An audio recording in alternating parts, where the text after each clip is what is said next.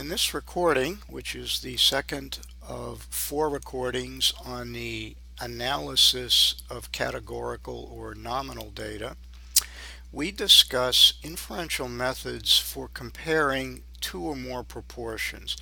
That is, we wish to compare the theoretical proportions for two or more groups.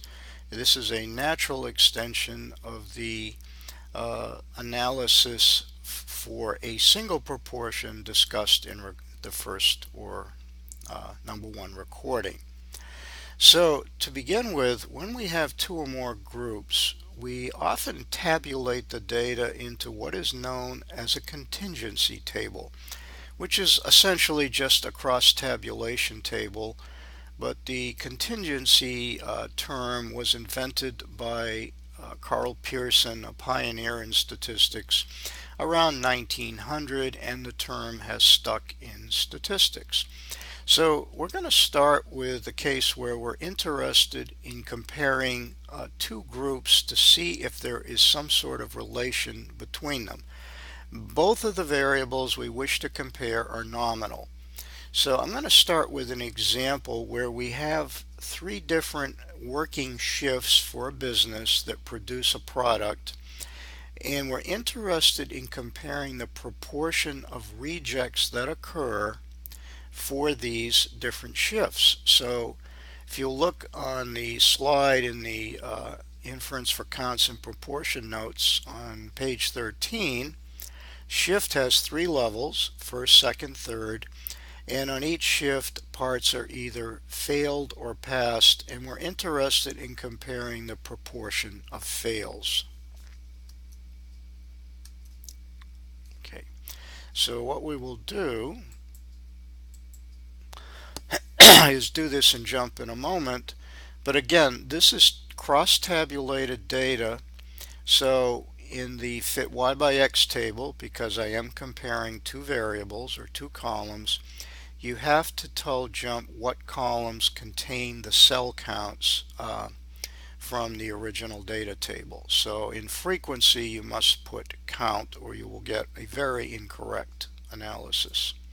Okay, so at this point I'm going to go over to JMP and we'll go ahead and do the analysis in real time, and I'm going to open the data shifts.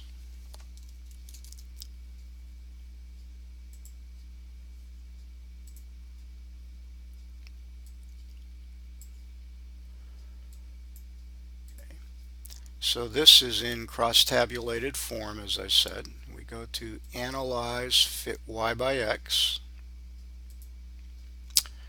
So shift is X. This is actually, we're interested to see if the shifts actually result in different levels of rejects. So I'm going to make result the response.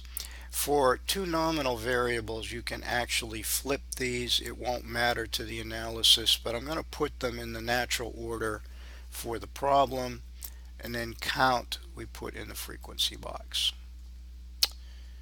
Okay, we have seen mosaic plots before in our exploratory analysis of data.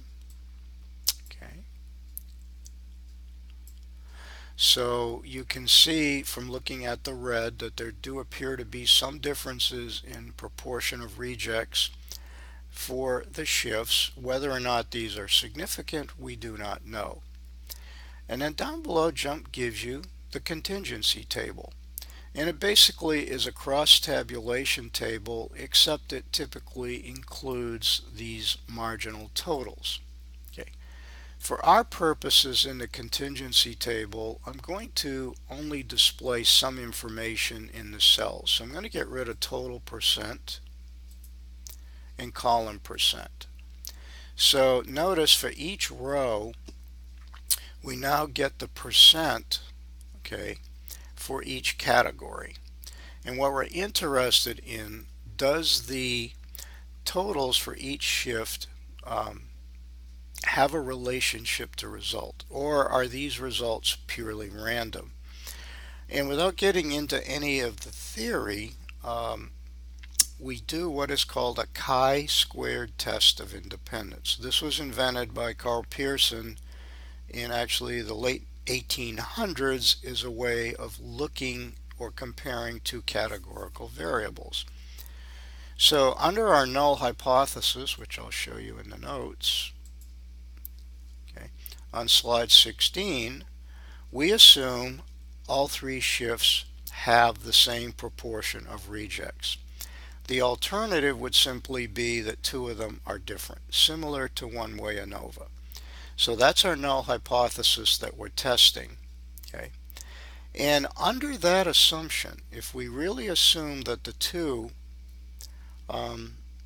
variables are unrelated, in other words, the actual counts that fall in each of these cells for each shift and for result are independent. There's no relationship. Under that assumption, and I will not get into the math, we can calculate an expected count. In other words, if shift and result were truly independent, what would we expect the count to be? Okay? And the idea of the chi-squared test is to compare what we actually observed to what we predict if the null hypothesis is true. Okay? So I can now actually calculate the differences, okay? And notice that the differences actually aren't all that big relative to the size of the tests. And then our test statistic, I'll show you this quickly. This is not my main focus. Okay. The test statistic is the following. For each cell, okay, I take the difference between what I observed minus what I expected under the null hypothesis. I square it, and for technical reasons I then divide by what's expected for the ith cell. Okay. And the reason, by the way, we divide is the variance of counts goes up linearly with the size of the count. So dividing by the expected count is a way of normalizing all of these squared deviations to have the same variance. Okay, so in our case there are 1, 2, 3, 4, 5, 6 cells, so I have to calculate this value. So I equals 1 to 6, and then I add them up. So I'll show you the, okay, and then I add them up, and that gives me what's called the chi-squared statistic. Okay, so in this case there's a deviation, there is the chi-squared calculation, and then down below is the Pearson test, the Pearson chi-squared test. You add up the chi-squared values from the cells, and then you compare it to what is known the chi-squared distribution, and you look at the p-value. So the p-value indicates that there are differences between the cells. Therefore we would reject the null hypothesis, and by inspection the difference really appears to be between the first and the second shift. So that essentially is how we perform inferences comparing two or more groups. Okay.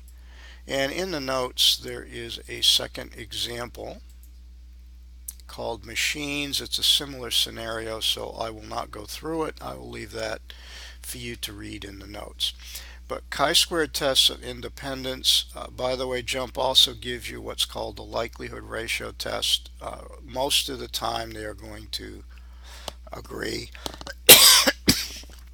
excuse me, and it's a very, very commonly used statistic.